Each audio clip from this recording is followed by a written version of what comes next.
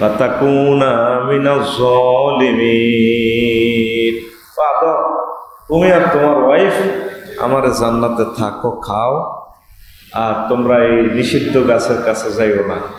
তাহলে শুধু আদমকে বানাইয়ে শেষ নয়, আদম আলাইহিস সালামকে বানায় তার ওয়াইফেরে বানাইছে, বিয়ে পড়াই দিছে, এরপর জান্নাতে আশ্রয় দিছে। তাইলে বোঝা গেল আমরা পরিবার জীবন, প্রথম থেকে শেষ পর্যন্ত আমরা পরিবার জীবন নেই। ইসলাম বিশ্বাস করে। আল্লাহ আমাদেরকে কবুল করো, পড়ে আমিন। প্রিয় বন্ধুরা, তো এখন আমরা যারা আছি, এই আমাদের বদল ঘটে, আমরা আব্বা আম্মাকে নিয়ে আসি, স্ত্রী পুত্র বৌজি ওনাদেরকে নিয়ে আসি, কি বলেন? আল্লাহ জাল্লা শানু বলছেন তোমরা বিশেষ করে পিতা মাতার প্রতি দায়িত্বশীল হবে। আল্লাহ বলছেন ওয়াকাদা রাব্বুকা আল্লা তা'বুদু ইল্লা ইয়াহু ওয়া বিল ওয়ালিদাইনি ইহসানা ইম্মা ইয়াবলুগান্না ইনদাকাল কিবারা আহাদুহুমা আও কিলাহুমা ফালা তাকুল লাহুমা উফিন ওয়া লা তানহারহুমা ওয়া কুল লাহুমা কাওলান কারীমা।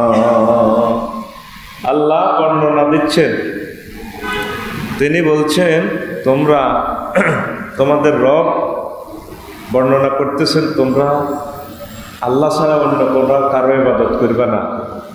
ইবাদত কার করতে হইব? সকল ক্ষেত্রে, শুধু মসজিদের নামাজ পড়লে হবে না।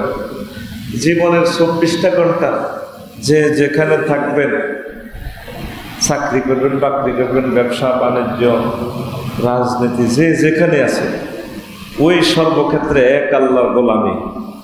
কিছু মানবেন, কিছু মানবেন না, তা হবে না। তো এরপরে বলছেন 2 নম্বর কাজ হচ্ছে ওয়াবিল ওয়ালিদাইনি ইহসানা, তোমরা তোমাদের এই পিতা মাতার সাথে ইহসান করবে, ভালো ব্যবহার করবে। বিশেষ করে আল্লাহ বলছেন কখন?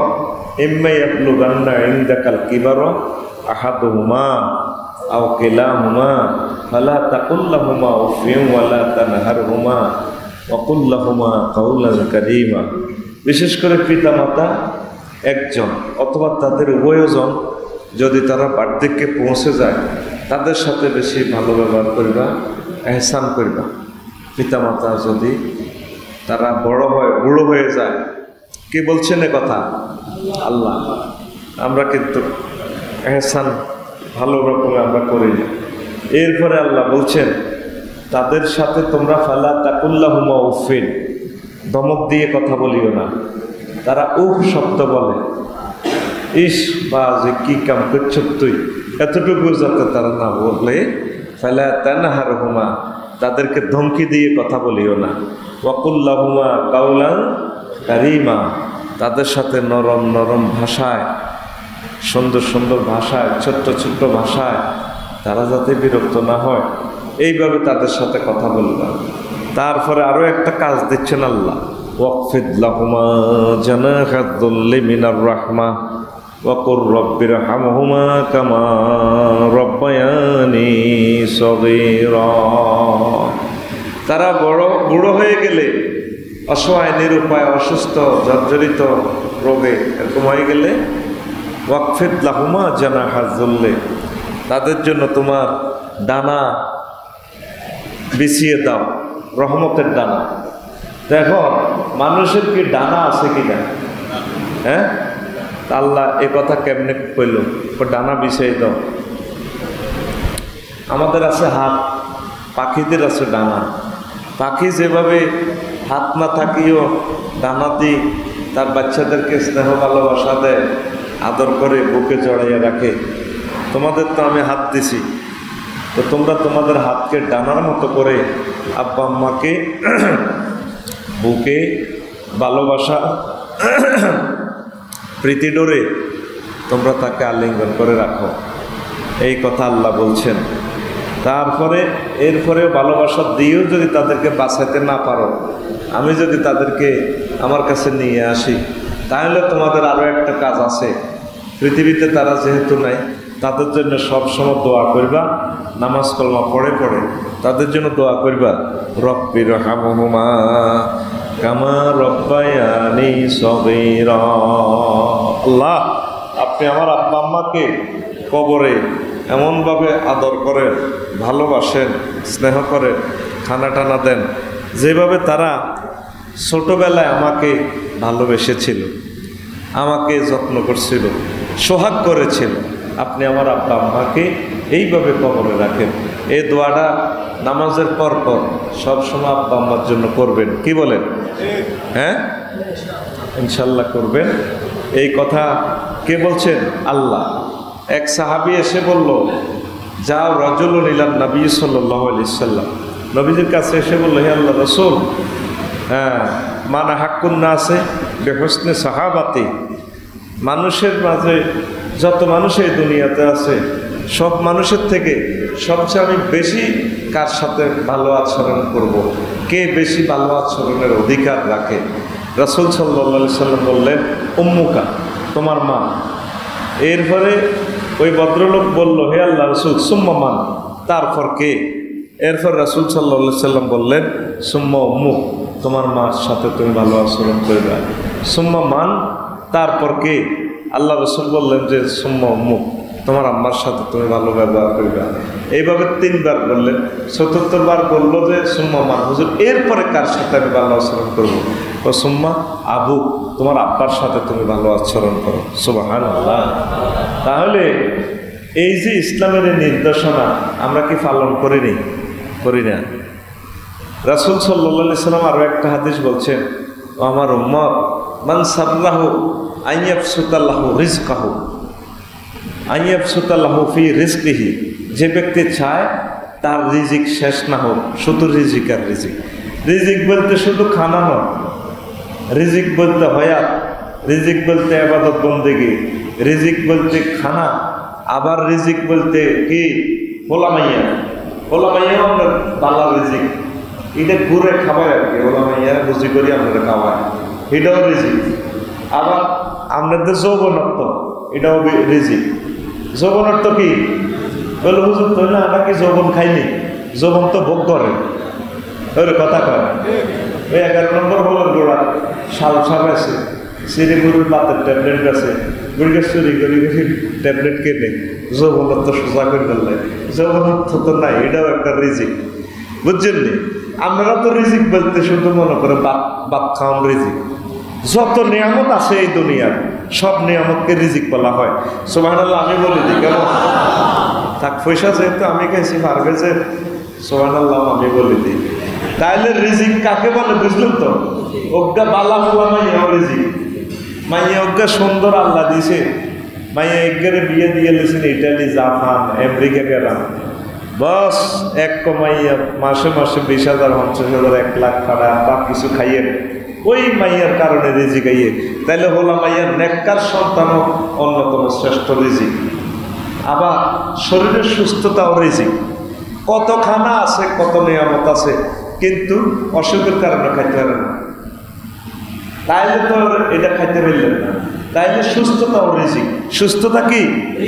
তো রাসূল সাল্লাল্লাহু আলাইহি ওয়াসাল্লাম বলছেন, তোমাদের কেউ যদি চাইলে হাতের সব দিক দিয়ে আল্লাহ বলতে খেতে বাতে বয়ে দিয়ে বউ সাইড গিয়া বাঁধে দোষ গা ইচ্ছা যদি হাতে দিত চায়, হাইতো চায় হাতের এই আর একটা জিনিস চায় এই দুনিয়াতে, রিজিক এবং হয়াত চায়। লাহুফি আসারিহি, সে যদি চায় দে এক কারা তার হায়াত অড়েল হায়াত শেষ নেই, মরে না বুড়িগা, এই রিজিকারের যদি হয়াত চায় তাহলে তারা আমি 1 বোতল সাথে দিলাম, একটা মেডিসিন সেবন করবো। আমি রাসূল সাল্লাল্লাহু আলাইহি ওয়াসাল্লামের এই মেডিসিন যদি এতে ভোগ করে, এতে রিজিকের শেষ হইতো না, এতের হয়াতের শেষ হইতো না। সুবহানাল্লাহ। আমি কি বলবো সেই টনিক, সেই বোতল, সেই রিজিক, সেই ট্যাবলেটের নাম কি বলবো কিনা? হ্যাঁ বলবেন তো? শুনবো তো, দেয়া যায়।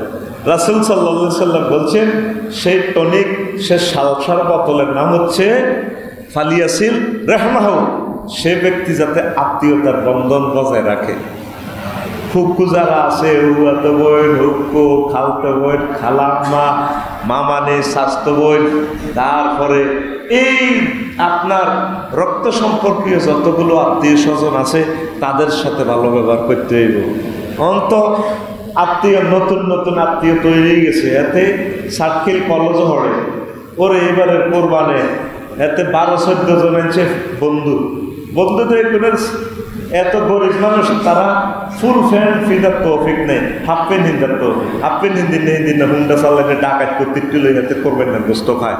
এরকম সিটিং যুবক বর্তমানে আমার মাহফিলে নাই রে। নতুন ফেতনা শুরু হয়ে গেছে সমাজে, গ্রামে। এটা হলো হাফ প্যান্ট দিন না ফেতনা।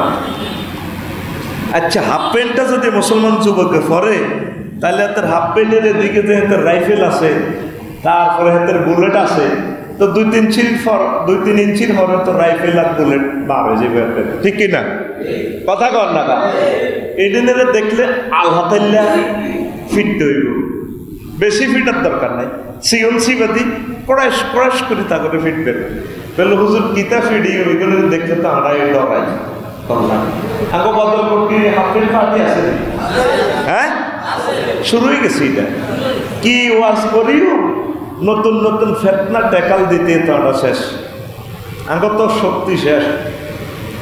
যুবক, এত সুন্দর বডি, তুমি ফরজ তরক করিও না।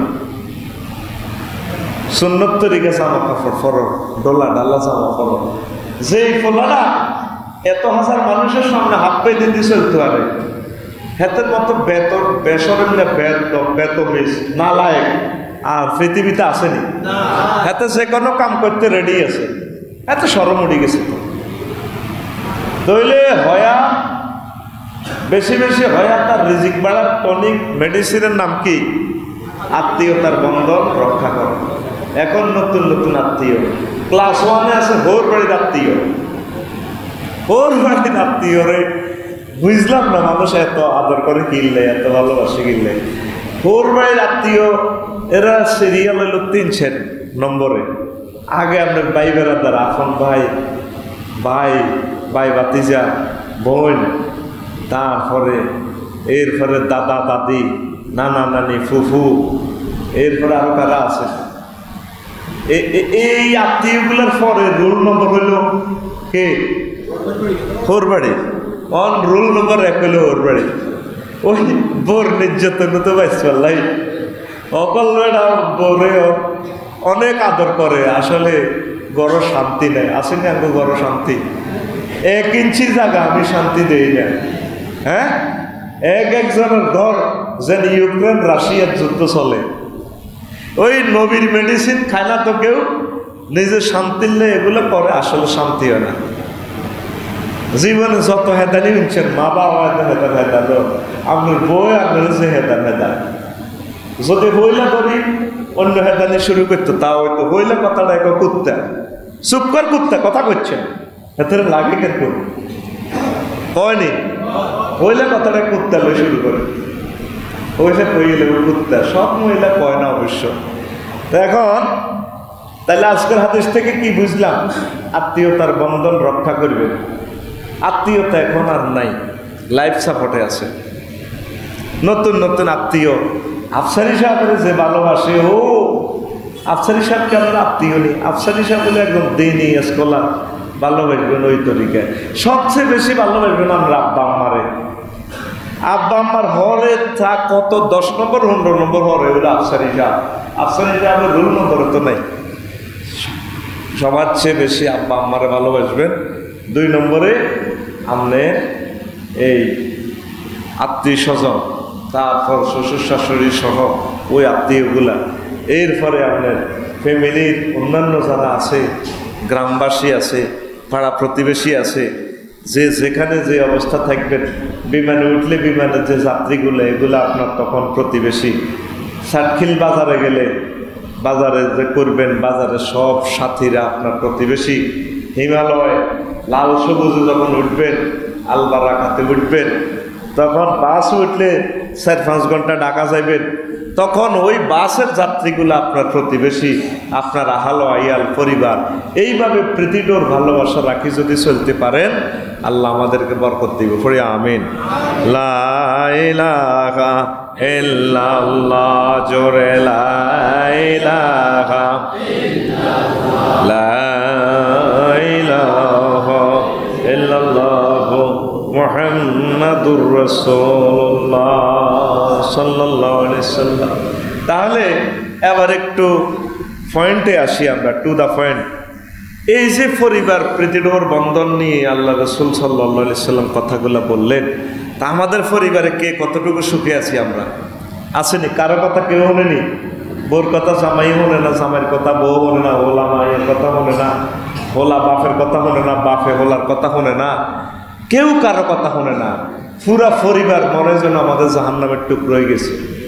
আর সমাজে কারো কথা কেউ শোনে না, চলতেছে যার মানে যেটা চায়। কোনো বালা যুক্তি বালা বুদ্ধি দিলে আইকে তো কম বুঝি নেই বেটা, আরো বাড়ি দুগে আছে বেটা, ডাকা বেটা, থাম বেটা, তোরা হালা দিতে কি তা কটিয়া লাগবো? হ্যাঁ, তা আমাদের মুসলিম মিল্লার যে একটা মিশন লই আল্লাহ রসুল আমাদেরকে শান্তির একটা এই পরিবার উপহার দিছেন, শান্তির একটা সমাজ উপহার দিছেন, সেই শান্তির পরিবার এবং সমাজ আমাদের এখন আর নাই। আসেনি? জানি না আপনারা কত সুখে আছেন সমাজে। হ্যাঁ, শুধু নাড়ামি, কে কারে কতটুকু বাঁশ দিতে পারে, কে কার কেমনে ক্ষতি করব, আর হিংসা।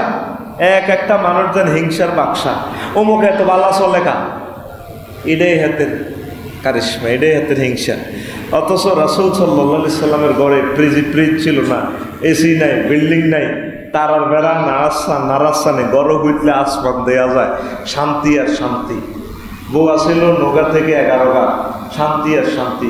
আমরা তো এক বউর লগে শান্তি নাই, এক বউর লগে কেরানি মাছ চলে, এতির লগে। আর দুগা আনলে তো লাইফ মারা, জীবনে চাইও কাম করিও না, দুই বিয়ে চাইও করিও না, বুঝলেন? এক কারে নির্ঘাত আল্লাহ যদি কারো করে কবর আজাব দিত চায় জিন্দা, হেতে আরেক বিয়ে করবে, হেতারে 2 রকমের আজাবে এতে বস যাইব কবরে। এটা বিয়ের সমস্যা না, সমস্যা হচ্ছে আমাদের অজ্ঞা মানি না। অজ্ঞার দেখলে অজ্ঞা হেতিরা হানো কাপড়লানি শুরু করে, ঠিক কিনা? তাইলে এটার জন্য মেডিসিন খাইবেন, প্রেসক্রিপশন। আল্লাহ রসুলের ওয়াইফেরা যেভাবে মিলিজুলি চলছে, এভাবে মিলেমিশে চলবে। 2 নম্বর হলো পরিবারে কেন শান্তি নাই? আমাদের পরিবারে তো আবাদত নাই। আসেনি আবাদত? কোরআন তেলাওয়াত নাই। পুরো সার্কিলের 6 লক্ষ মানুষ ধরেন, আজকে কোরআন তেলাওয়াত 10 জন পুরুষ 10 জন মহিলা দেখান যে আল্লাহ কোরআনটা আজকে তেলাওয়াত করছে, ফাইতেন ন। আসেনি? পুরা বদল টোকার না বলে, হুজুর আজকে আমি দেখি কোরআনে কারিম তেলাওয়াত করছি, গবেষণা করছি। হুজুর আমার ওয়াইফ কোরআন তেলাওয়াত করছে, হুজুর আমার মেয়ে নামাজ পড়ছে, হুজুর আমার ছেলে নামাজ পড়ছে, ফাইতেন ন। এই জন্যই আমাদের ঘরে এখন শান্তি নেই। আল্লাহরে বাদ দিয়ে, রাসূল সাল্লাল্লাহু আলাইহি ওয়াসাল্লামের বাদ দিয়ে আমরা শান্তির আশা করতে পারেন না, ঠিক কিনা? আমাদের ঘর জাহান্নামের টুকরো হয়ে গেছে। হোলামাইয়া সকালবেলা এই প্রাইভেট পড়তে যায়, প্রাইভেটের লাই উড়ে দিই আমরা, তাড়াতাড়ি যা পড়তে যা, না অসুবিধা হইব, ফেল করে গেলে। কিন্তু এত আদরের মাইয়াডারদের নামাজ না পড়ার কারণে যে কবরে ফিটবো, সে সিয়ে লাগবে ফেরেশতারা। এই কথা আমরা কেউ এমনি বিশ্বাস করি মুখে মুখে, কাজ তো করতেছি না আমরা। আমরা যদি জানেন যে সন্ধ্যা আমরা মাইয়াডারে ফিটবো, আমরা ছেলেটারে গিরাসা সিয়ে লাগবো নামাজ না পড়ার কারণে, তাইলে তো যেভাবে হোক ছেলেরে ফাউদারাই হইলো নামাজ পড়াইবেন নি। কিন্তু ছেলে মেয়েরে নামাজ আল্লাহ কই না, কোরআন তেলাওয়াত আল্লাহ কই না, একামতের দিনের কাজ করবে আল্লাহ কই না, কিন্তু হড়ালে আল্লাহ ঠিকই কই। এই হড়ালে কিয়ামত পর্যন্ত পড়লে আল্লাহ রসুলের পাইবনি। হ্যাঁ, এই যে এটা শিক্ষার বিরুদ্ধে বলছি না। আঙ্গলামাইয়াদের পড়ে 10টা থেকে 4টা পর্যন্ত স্কুল কলেজে বা যে জিএনএ পড়লো, আপনি নিজের বুকে হাত দিয়ে বলেন এই 10টা থেকে 4টার ভিতরে 1 মিনিটের জন্য আমার আল্লাহ এবং রাসূলের পড়া নাই? আসেনি? এই পড়া কিয়ামত পর্যন্ত পড়লো আল্লাহরে পাইবার সুযোগ নেই। আল্লাহ কইছে হড় ঠাঁসাই হড়, হইতে একটু উঠি যাও তাড়াতাড়ি আবার হড়। তবে কোন পড়া? ইকরা বিসমি রাব্বিকাল্লাযী খালাক, তোমার রবের পড়া পড়ো। যে রব তোমাকে সৃষ্টি করছে রবের চিনবার পড়ো। এরপরে পড়ো দুনিয়াতে ইঞ্জিনিয়ার হইবা, ডাক্তার হইবা, ব্যারিস্টার হইবা, চলার জন্য তোমরা তোমরা কারিগরি ইউনিভার্সিটি কারিগরিভাবে পেশা সঠিকভাবে করার জন্য পড়াগুড়া পড়ো। আমরা পড়তেছি শুধু ফেডের পড়া, কলমের পড়া নাই, পুরা ফরকালের পড়া নাই। এটা কোনো পড়া নয়, এটা পড়ার নামে সিটিং বাজিয়া জালিয়াতি, ঠিক কিনা? তা আমাদের ঘরে এই পড়া তো নাই, আমাদের পরিবারে কোথায় থেকে আসবে শান্তি? তাম পৃথিবীর মানুষ গবেষণা করি চাঁদের দেশে গেছে গা, বিমান বানায় 6 ঘন্টা সৌদি আরব যায়, তারপরে সাইরেনা কুত্তামুতিনা লোয়া দিই 1,20,000 টাকা আইফোন বেশি, মুহূর্তে পৃথিবীর খোঁজখবর লইয়ালা দেওয়াও যায় মোবাইল শরীফে। কিন্তু তারা এই এত কিছু উন্নয়ন হওয়ার পরেও তারা আখেরাতের পড়ার কারণে তারা ধ্বংস। তারা এই আসল পড়া না পড়ার কারণে আব্বা আম্মা বুড়ো হইলে বহির্বিশ্বে তা করে কি করে, বৃদ্ধাশ্রমে দেয়। আব্বা আম্মা হি এনে থাক, এবার আব্বা খাইছে না খায় না। আর মোহাম্মদ সাল্লাল্লাহু আলাইহি ওয়াসাল্লাম শিখেছে আব্বা আম্মাকে কলজের মধ্যে রাখ, ওয়াকফিদ লাহুমা জানাহা যুল্লি মিনার রাহমা। কোরআনে কারীম শিখেছে আব্বা আম্মাকে ফাকির ডানা, ফাকিরা যেভাবে বাচ্চা করে ডানা দিয়ে জড়াইয়া ধরে, তোমার আব্বা আম্মাকে জড়াইয়া ধরো। ওই শিক্ষা তো পৃথিবীর মানুষ তার সন্তানকে দেয় না, এই জন্য আব্বা আম্মারে স্নেহ করে না, ভালোবাসে না, সম্মান করে না, ঠিক কিনা? তারা কুত্তা হালে, কুত্তারে শ্যাম্পু দিয়ে গোসল করায়, কুত্তারে কোল লয়, কুত্তারে চুমা খায়, কুত্তারে এতেরে সাটকিল যাবার সময় গায়ে হিসে দিল।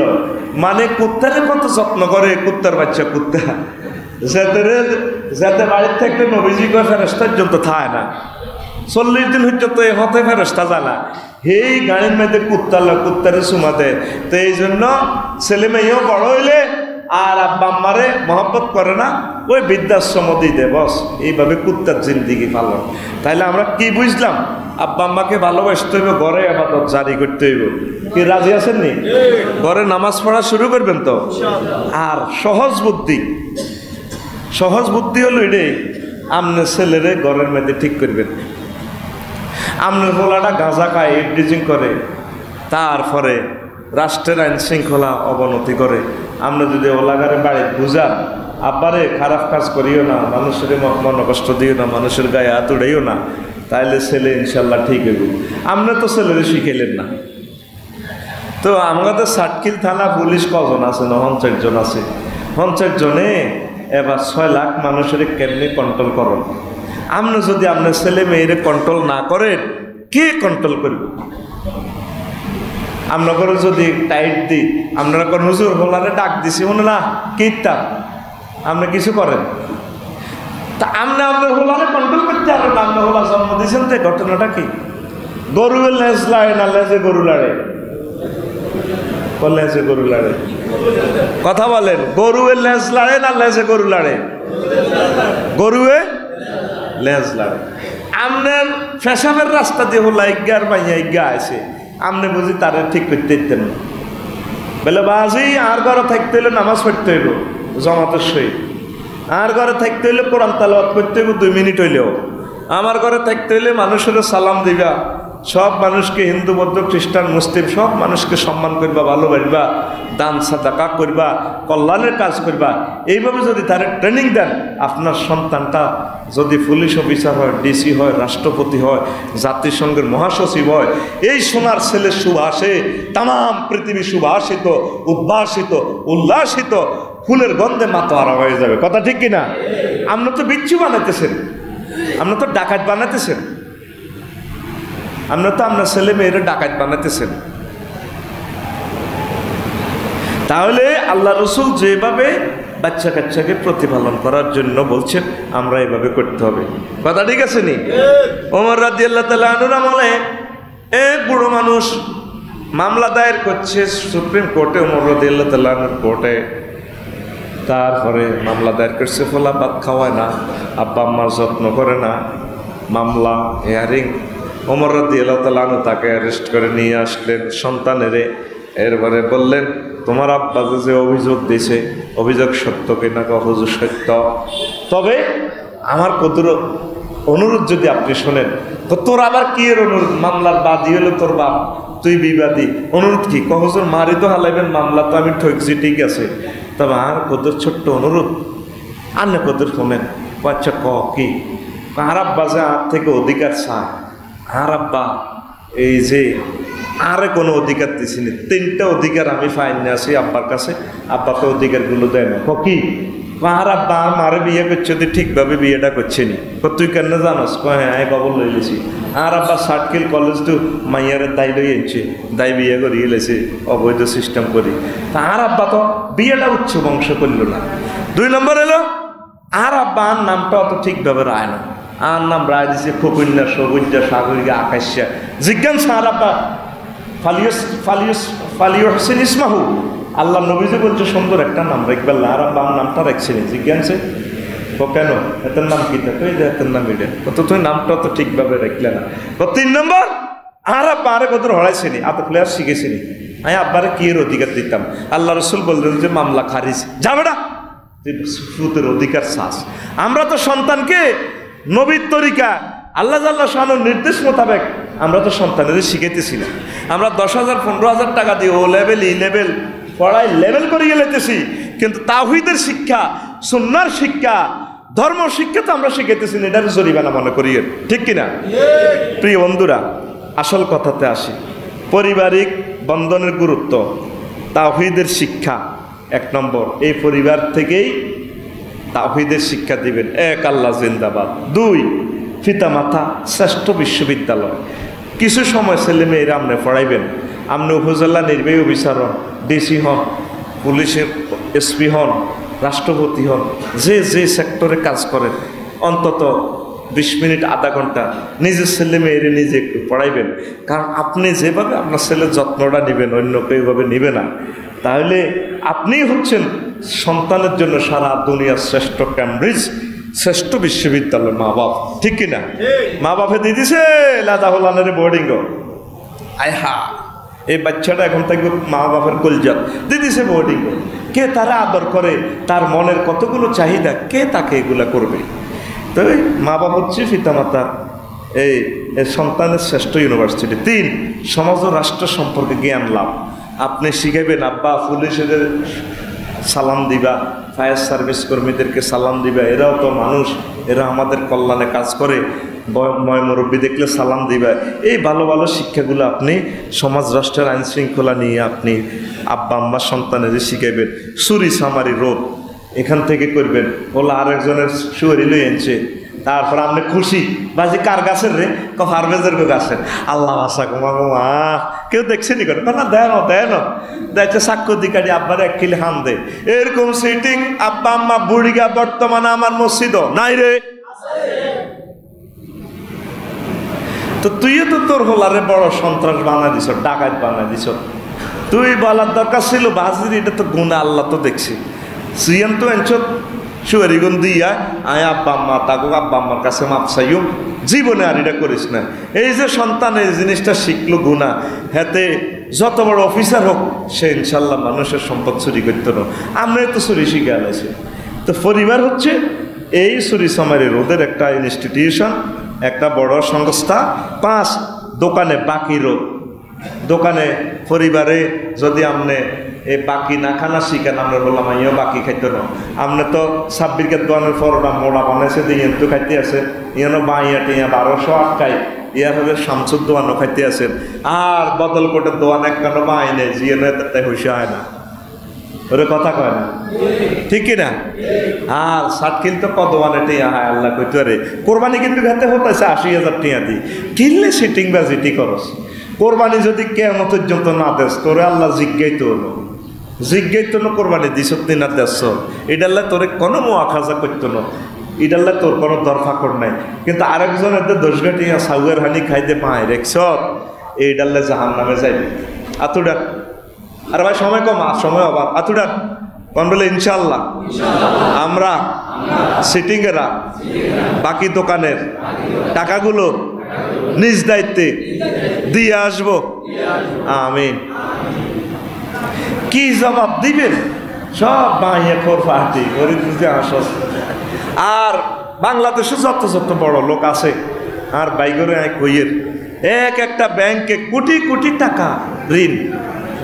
আমনে রুসিলা 10 লাখ শ্রমিক বাসে, আমনে কলকারখানা দিয়েছেন 3 লাখ শ্রমিক, 50,000 শ্রমিক, আমনের এক হাটে কটে আর ভাত খায়, চাইলে এক হাটের ভাত তো খাইতে পারে না। আরে নিও না, গাড়ি জোরে গেলে 3 আন চালান ফাজের।